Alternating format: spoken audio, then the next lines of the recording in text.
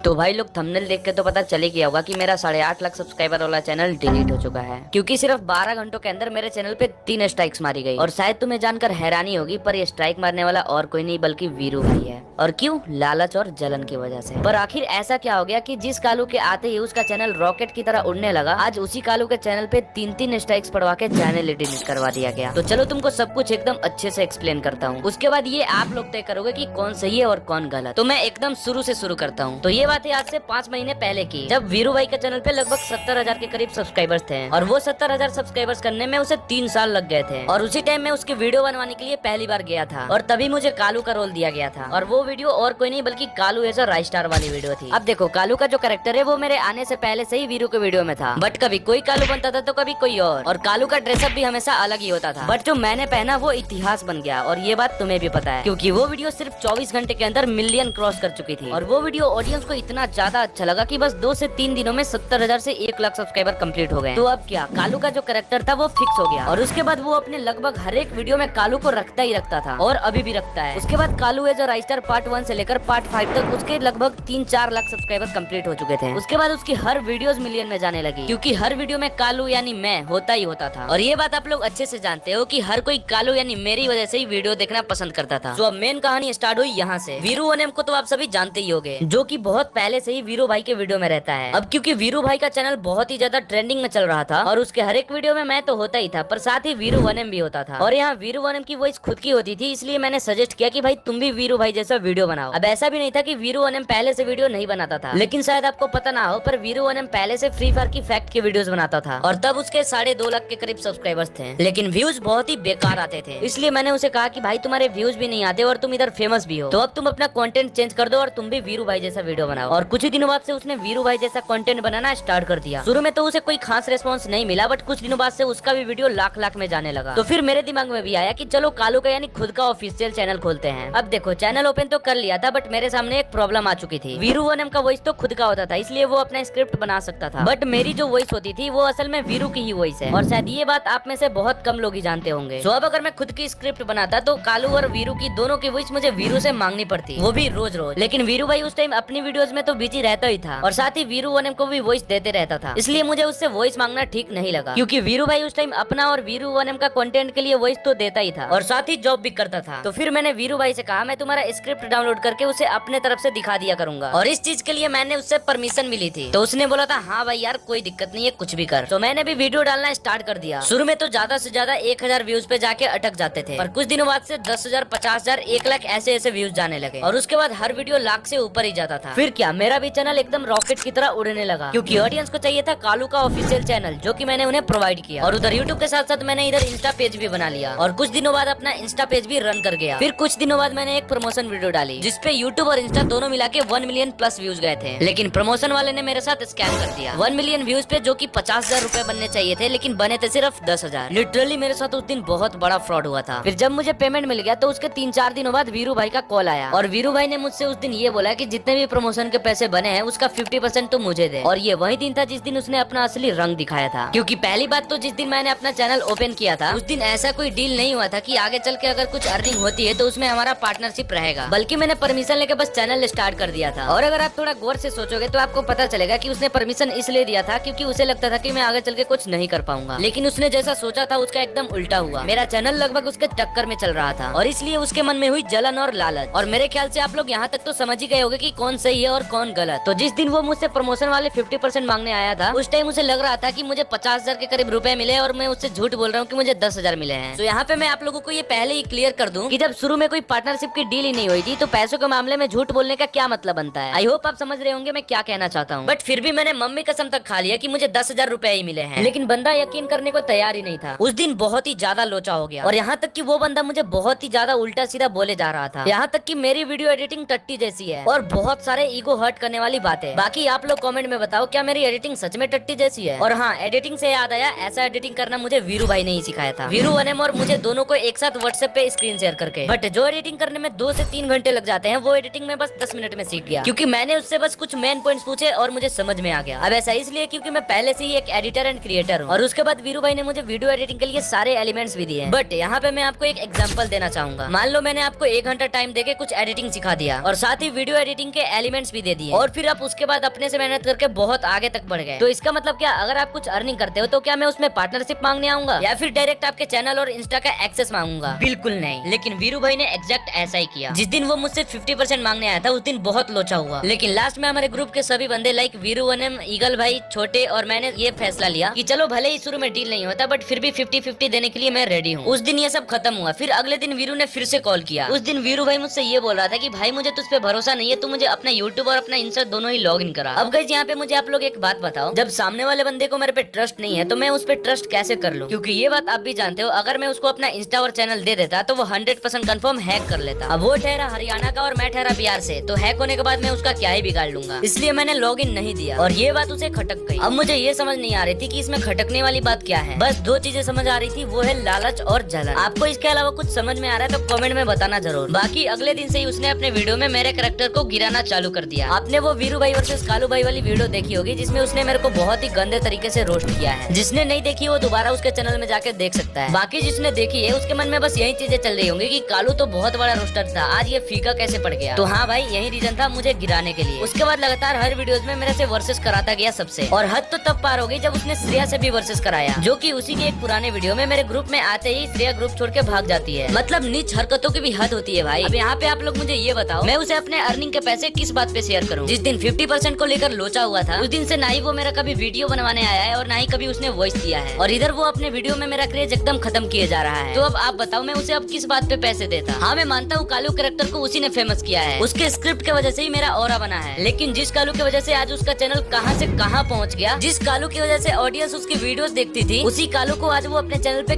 गिराया जा रहा है। क्यों भाई? लालच और जलन की वजह से। अब इसी बीच मेरा चैनल मोनेटाइजेशन का क्राइटेरिया कंप्लीट हो चुका था और तब तक मेरा चैनल वेरीफाइड भी हो चुका था और मेरा सिल्वर प्ले बटन भी आ चुका है। हाँ तुम्हें ये बात पता नहीं होगी कि मेरा प्ले बटन भी आ चुका है, बट आगे मैं तुम्हें इसी वीडियो में प्ले बटन भी दिखाऊंगा। हाँ तो इसी वजह से मुझे लगा कि मोनेटाइज भी हो जाएगा, इसलिए मैंने अप्लाई कर दिया, बट अगले दिन वो रिजेक्ट हो गया रीयूज कंटेंट की वजह से। तो अब मैं समझ चुका था अगर मुझे चैनल मोनेटाइज करना है तो मुझे अपना स्क्रिप्ट और अपना वॉइस रिवील करना पड़ेगा, और जैसे कि मैंने कुछ ही दिनों पहले अपना वॉइस रिवील भी कर दिया। बट आपने देखा होगा उस वीडियो में वीरू के मैंने वॉइस लिए है, तो आपको मैं बता दूं कि वो वॉइस लेने के लिए मैंने वीरू को नहीं बताया था कि ये वॉइस रिवील करने के लिए मैं वॉइस मांग रहा हूँ, क्योंकि अगर मैं बता देता तो वो अपना वॉइस नहीं देता। और अब आप ये पूछोगे कि उसका वॉइस लिया ही क्यों? क्योंकि मैं वॉइस रिवील करना चाहता था एकदम यूनिक तरीके से। और हाँ, उस वॉइस में जो वीरू का मैंने वॉइस लिया है ना, वो 10 दिन लगातार बोलने के बाद तब मुझे वॉइस मिला है। अब आप इसी से समझ जाओ कि मैं पहले स्क्रिप्ट के लिए वॉइस मांगता तो मेरा चैनल शायद आज इतना ग्रो नहीं होता, बट मैंने जैसे ही वॉइस रिवील किया उसकी जल के राख हो गई। सुना था दूसरों से ज्यादा अपने ही लोग सबसे ज्यादा जलते हैं, बट पहले यकीन नहीं होता था, बट आज अपने आंखों से देख लिया। तो जिस दिन मैंने वॉइस रिवील वाली वीडियो डाली उसके अगले दिन 28 अप्रैल को मैं जैसे ही उठता हूँ और जैसे ही मैं फोन में देखता हूँ तो मैं पूरी तरह से टूट गया था। मेरे नजर के सामने मेरे 8.5 लाख ऑडियंस बिखरते हुए दिख रहे थे, क्योंकि मेल में एक नहीं बल्कि दो कॉपीराइट का नोटिफिकेशन आया हुआ था, और दोनों ही कॉपीराइट स्ट्राइक वीरू भाई ने दिया था, एक रात को 12 बजे और एक सुबह 3 बजे। फिर मैंने उन्हें कुछ देर बाद कॉल किया और जो बातें हुई वो आप खुद ही सुन लो।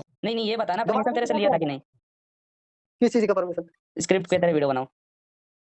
हाँ तो लिया था, पता थी इसलिए मैंने तुमसे बताया नहीं, क्योंकि तुम वॉइस देते ही नहीं भाई, और बता देता तो चल ठीक है, फिर तुमने नहीं बताया, मैंने स्ट्राइक मार दिया बस। तो चार टाइम तक भाई चारे की तरह चलते थे भाई, सब कदम से कदम चलते थे। आज तूने पता क्या कर दी? वो पूरी सिमेट्री चीजें बिखेर दी बिल्कुल। भाई आजकल कुछ सिमेट्रिकल नहीं बचा भाई, मुझे पता है यार, कुछ नहीं बचा। तू खुद नहीं बचाना चाह रहा था शुरू से ही, अरे पहली मुझे बात सब तो पता है यार। जितने बचाना चाहा ना भाई, तूने जितना कुछ बोला मैं सह कर रहा था, भाई यार वीरू भाई अभी भी यार कुछ नहीं हुआ यार, अभी भी यार कुछ नहीं, लेकिन तू यार एकदम से सब यार इग्नोर मार रहा है, मतलब एकदम से, पता है। तो भाई लोग ये सारे बातें हुई और बहुत बार बोलने के बाद भी उन्होंने स्ट्राइक नहीं हटाया, और फिर दोपहर 2 बजे को तीसरी स्ट्राइक आई और चैनल डिलीट हो गया। और फिर चैनल डिलीट होने के बाद मैंने फिर से कॉल किया और पूछा आखिर तू चाहता क्या था, तो तुम लोग खुद ही सुन लो। चैनल परमानेंट उड़ चुका है भाई मेरे को तो भाई 70% चाहिए था। देख मैं तो भाई इसके बाद कहना चाहता हूँ कि भाई मेरे को चाहिए पूरा एक्सेस, जो मैं बोलूंगा वो होना चाहिए। हाँ लेकिन तो करता नहीं। और प्लस मेरे को चाहिए था अब भाई देख यार, मैं तो एडिटिंग का 50% तो दे सकता था, मैं लेने वाला था भाई 70% प्रॉफिट का। हाँ तो बस 30% तेरे को देता, 70% खुद रखता। हाँ उस चैनल पे तू कुछ करता है नहीं, तो फिर तेरे को परसेंटेज क्यों चाहिए? मेरे को ये समझ नहीं आता। बता यार इस चीज का भाई, चैनल पे भाई मेन चीज क्या करते हैं? वीडियो, कंटेंट और भाई क्वालिटी। तो ऐसा थोड़ी है कि भाई तू स्पेशल मेरे लिए ये स्क्रिप्ट बनाता है, तू तो अपने लिए बनाता था ना स्क्रिप्ट। तो फिर भाई मेरी स्क्रिप्ट का फायदा तू भी तो उठा रहा है ना, उसका क्या? वो तो तेरे से परमिशन लेके उठाई थी मैंने। तो इसका मतलब तू तो इस तरह इंस्टा पे उठा रहा है, इस तरह तो मैं किसी की परमिशन वीडियो भी दे रखा था, क्रेडिट भी दे रखा था 100%। और बात रही कॉपी करने की, तो वो तो मेरे से हजारों लोग करते हैं। और यहाँ तो पे यार मेरे पास हजारों यार वो बात यार और दूसरों में और अपने में फर्क होती है, दूसरों में और अपने में फर्क होती है। ऐसा नहीं है कि मैं सेल्फ खुद काम करता था और तेरा नहीं करता था। वो तेरा वीडियो डालना और रिचार्ज करना एक बार कर दिया। पहले तो मान ले कालू का चैनल नहीं था, फिर भी पोस्टर वोस्टर खुद से बनवा दिया। जब बुलाए तब कुछ भी कर रहा हूँ, कुछ भी कहीं भी हूँ, फिर भी रिकॉर्ड करवाने आ गया, फिर भी भाई। यार देख सुन यार, पहले की बात अलग थी, पहले भाईचारा था, अब नहीं है। हाँ तो पहले तो भाईचारा था क्योंकि मैंने बनाए रखा था।